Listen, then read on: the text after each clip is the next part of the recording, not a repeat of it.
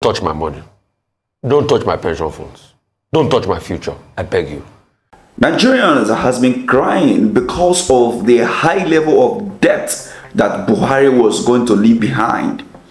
And since he assumed office, he has raised the debt rate of Nigeria from less than 100 trillion to over 100 trillion as of today. Few days or weeks ago, the World Bank approved $2.25 billion, another loan which have increased, and we have heard that he is going to collect another one.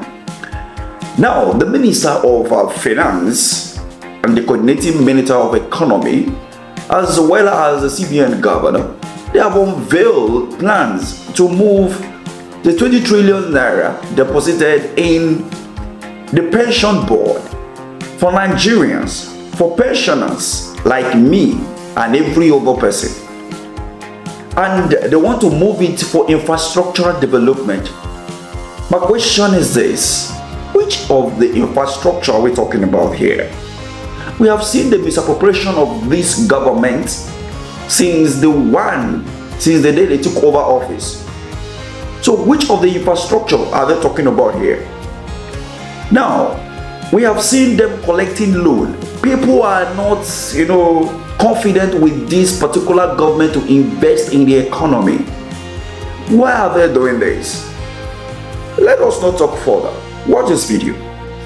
Even before we start looking to foreign investors, we start looking to foreign funding, there is available in Nigeria long-term funds to fund infrastructure projects. And it's within the pension, life insurance and investment fund industry generally. There is offers of 20 trillion naira available, and much of it is in short-term funding that it doesn't need to be. Pension money is long-term. People save over their lifetime for their pension.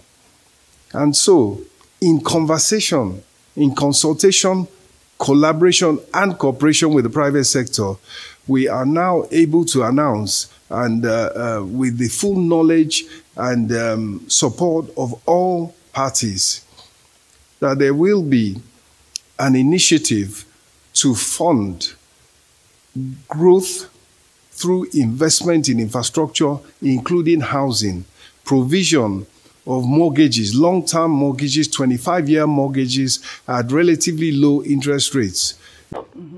Please don't touch my money. Don't touch my pension funds. Don't touch my future. I beg you. If you cannot get money to run a nation, that's your problem. You campaigned that you were going to get money to run a nation effectively and provide infrastructure. Don't touch our pension fund. The law talks about 5% infrastructure because you don't want to hedge the future of workers that you can't even pay 70,000 wage now. Pensions that are very low already. Since we came to this pension scheme under Olusegun Obasanjo, don't touch it. It's not today they've been muting this idea. They've just seen at first it grew from about 13 trillion a couple of years ago to about now 20 trillion. You just see the post there, you want to touch it. Don't touch the PFAs. Don't touch it at all. Because we've seen the recklessness at which you manage it. You're talking about funds and things like that. It's only the statutory 5% you should mop up. The rest, don't touch it. Because you have done nothing to help the workers. There's still a lot of pensions being owed by state governments. Yes. Still owe these workers a lot of the pension. Pension arrears is still a lot of money that is still being owed. If that money comes into the fund, the pot should be bigger than it. So please, let's not even go there at all. You have taxed people, there's inflation raging hard, and the little thing about their future, now you want to go ahead and you are muting the idea. Don't even think of it at all. Atiku Abubakar is 100% correct on this. Apart from the 5% threshold you can touch for infrastructure investment, don't touch it for that because we've seen how you mismanage the money, inflate contracts and things like that. Then you're talking about pension fund, where the coastal road has a lot of priority. You are going to expend over 1 trillion. You quickly approve money now for the section 2 of the coastal road. Maybe you are saying you can fix that money to housing and other things. Don't touch pension. And I know I'm speaking the minds of millions of Nigerian workers this morning. Don't touch it. All right. Leave it alone. I mean, this is the great thing. What is it? It is a known fact that these people are not here to help the poor masses. They have increased the tax rates. Every now and then, the inflation rates keep on going up as a result of the policies, the reform, and all of that. And now they have taken 2.25 billion to boost the reform that has caused the hardship. I have said this severally in our past videos, that the government is not looking at the core values. They are not looking at the real issues that is causing the high inflation rate, especially on food. When you look at it carefully, insecurity is a reason why there is no food in this country. Simple. There is no rocket science anywhere. If nobody is telling you, me, I am saying it. And I can boast with it. Insecurity is the only reason why there is no food in Nigeria. They say people can, I have seen some kind of funny comments that people should go and farm inside bag in their house. And because there is cost of food. That is not the truth. That's not the reason why. That because people are not farming. People are farming. I've seen the former president saying that he loved the way people are returning back to farm. Remember, he said he loved the way people are returning back to farm. Full stop. End of quote. But so that people can be killed by, because he is a fulani man, that's the truth. And they have categorically claimed to have killed some certain people during his administration, which we have seen the fight between him and Governor Samuel Otom of Benue State as of that time. We saw all those things, they were in the news. But what happened? Nothing. And so that is the reason why you are seeing insecurity, and it's going to be going on and on as time continues.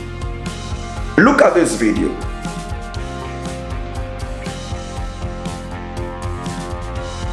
That is somebody's farm that they took, cow into, eat up every single crop in that place. There is another particular video trending where they have to call soldiers to send them packing from that farm, a very large farm. I have spoken with people in Mango local government, Plateau, and now nobody is going to farm as a result of these crises. These are places where pepper is being farmed in large quantity, but now you can't find any. So will you now tell me that it's because people are not farming in sack in their houses that we are not having enough pepper? This is a problem. The government don't want to face the reality. They want to continue to embezzle the loans that they are. And I wonder why. Anyway, there is always a way for the Westerners, to harness what is in the country. So therefore, when you have people who don't have sense in office, you continue to give them what they want to eat, for themselves, not for the people. Then they will be able to, continue to harvest that which is their interest. Thank you for watching.